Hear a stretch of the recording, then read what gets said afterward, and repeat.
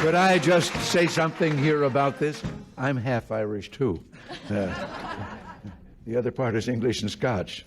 But I just can't help but telling you, and you can take this with you as I'm going to take this with me.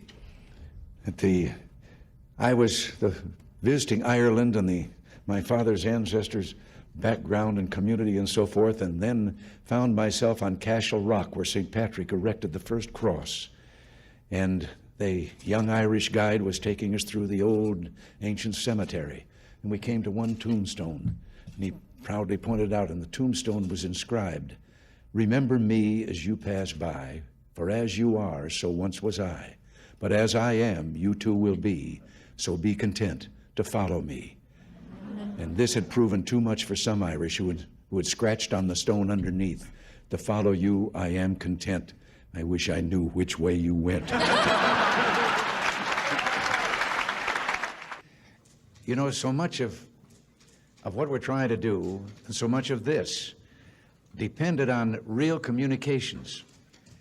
And I can't resist. I've told this story before, and if some of you have heard it before, it illustrates communications. You'll have to forgive me, but life not only begins, or lumbago, I should say, not only begins at 40, but so does the tendency to tell the same story over and over again. But I've always thought of the importance of communication and how much a part it plays in what you and I, what all of us are trying to do.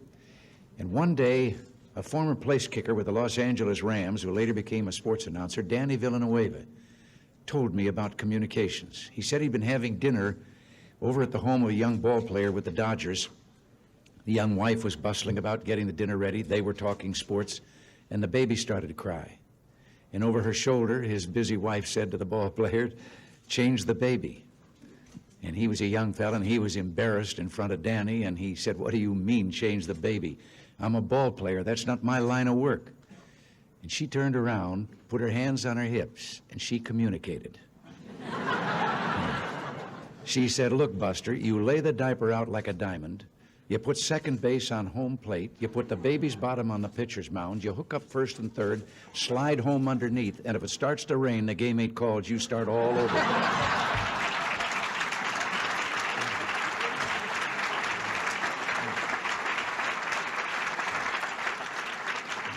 Something else I have to interject here, although this is not an occasion for humor.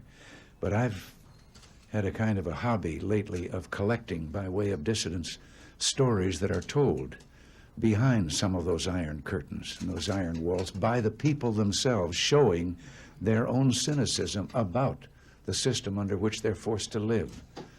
And one recently that I heard had to do with 3 dogs that were having a conversation, an American dog, a Polish dog, and a Russian dog. And the American dog was telling them about how, well, he barks, and then in our country, his master gives him some meat. And the Polish dog said, "What's meat?" And the Russian dog says, "What's bark?" It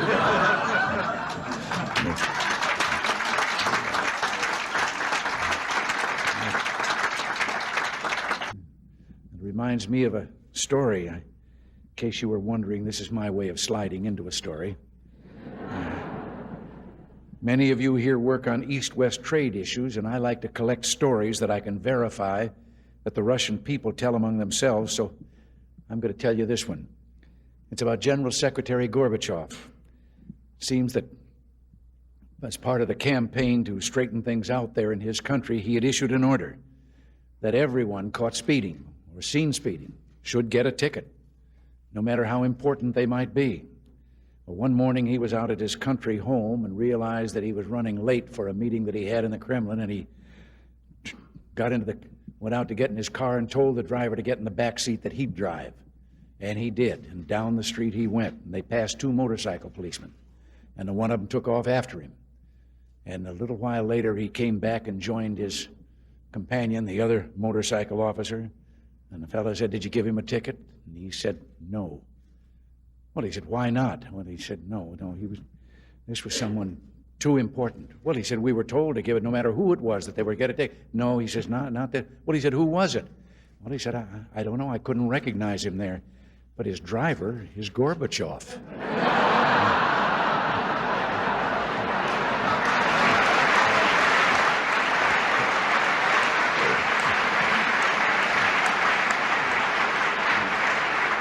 have to tell you right here, I have been collecting stories that I can absolutely establish are told by the people behind the Iron Curtain in the communist bloc. And they're stories that reveal their kind of cynicism about the system under which they live. And one of the more recent ones that I heard was about the man walking along the street at night, Moscow. Soviet soldier called to him to halt. He started to run. The soldier shot him. And another man said, "Why did you do that?" Well, he said, "Curfew." Well, he said, "It isn't curfew yet." He said, "I know. He's a friend of mine. I know where he lives. He couldn't have made it."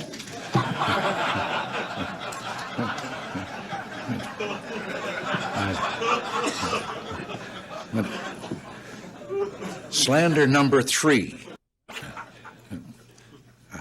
That does, I shouldn't, I know, but that does trigger another one of those stories I've picked up from over there.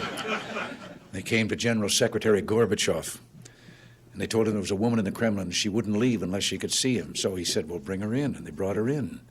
And he said, "Old mother, what is it? What?" She said, "I have a question." He said, "All right." She said, "Was communism invented by a politician or a scientist?" Well, he said, a politician. She said, "That explains it. A scientist would have tried it on mice first."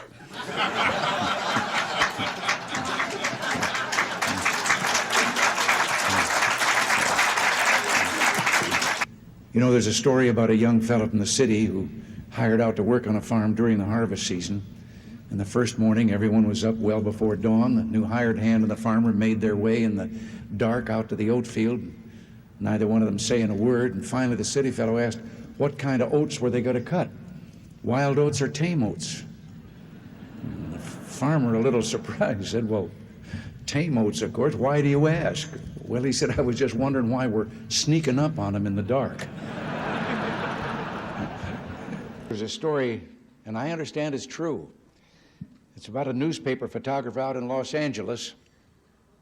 Kind of reminds me of Howard. He was called in by his editor and told of a fire that was raging in Palos Verdes. That's a hilly area in the southern part of Los Angeles County.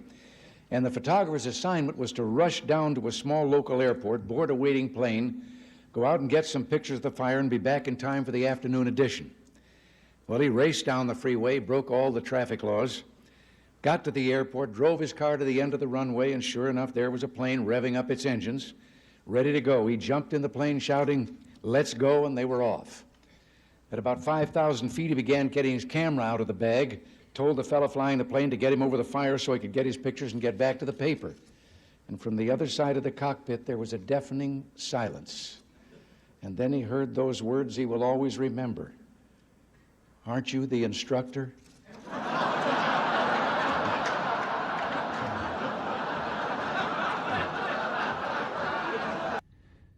You know, when I think of the welfare system, it reminds me of a story, and I know some here have heard me tell this before, and maybe everybody knows it, but pretend that you haven't heard it because I like to tell that story.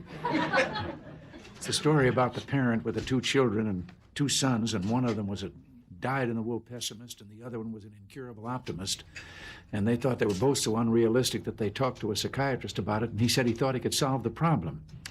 And they said, "Well, what?" Well, he said, "Let's get the most magnificent set of toys any boy ever had, and we'll put him in a room. We'll take the pessimist there, and then we'll turn him loose, and when he sees those toys and knows they're all for him, he'll get over being a pessimist." Well, he said, "What are you going to do about the optimist?" Well, he said, "I have a friend who's got a racing stable, and he said we can get quite a quantity of what they clean out of the stable, and we'll put that in another room, and when the optimist has seen his brother get those toys, and then he gets that, he'll get over being an optimist." Well, they did it. Finally, after a period, they then went in and followed in where the boy was with the toys, and he was sitting there crying. And they said, What are you crying about?" He said, "Well, I know somebody's going to come and take these away from me." And they went down to the room with the optimist, and he was on that top of that pile of stuff, and he was throwing it over his shoulder as fast as he could. And they said, "What are you doing?" He says, "There's got to be a pony in here somewhere."